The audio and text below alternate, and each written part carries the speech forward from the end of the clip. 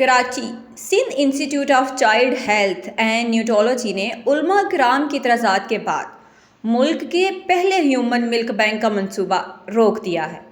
اعلامیے کے مطابق Sindh institute of child health and neonatology نے اس مسئلے پر دارالعلوم کراچی اور اسلامی نظریات کونسل سے مذہبی رہنمائی حاصل کرے۔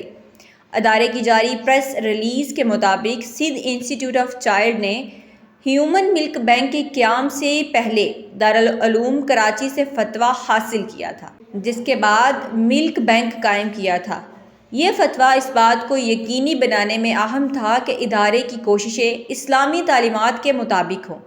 یہ فتویٰ 25 دسمبر 2023 کو دارالعلوم کراچی سے جاری ہوا تھا، لیکن علماء کرام نے کہا کہ ایسا حلال نہیں ہے، کیونکہ اس آپس میں بہن بھائی بن جائیں گے اور ان کی جب شادیاں کی جائیں گی تو وہ اسلام کی روح سے شادی نہیں ہوگی اور وہ گناہ آپ کے ذمے ہوگا۔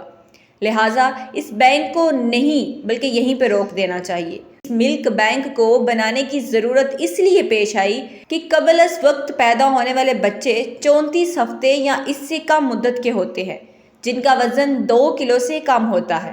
ان میں سے اکثر ماؤں کا دودھ اتنا نہیں ہوتا کہ بچوں کی غذائیت کو پورا کر سکے، جبکہ ماں کے دودھ کے علاوہ کوئی اور دودھ دینے سے انہیں پیچیدگیوں، انفیکشنز اور جلد اموات کے خطرات کا سامنا کرنا پڑتا ہے۔ لہٰذا ان بچوں کی جانیں بچانے کے لیے ماں کا دودھ فراہم کرنا انتہائی ضروری ہے۔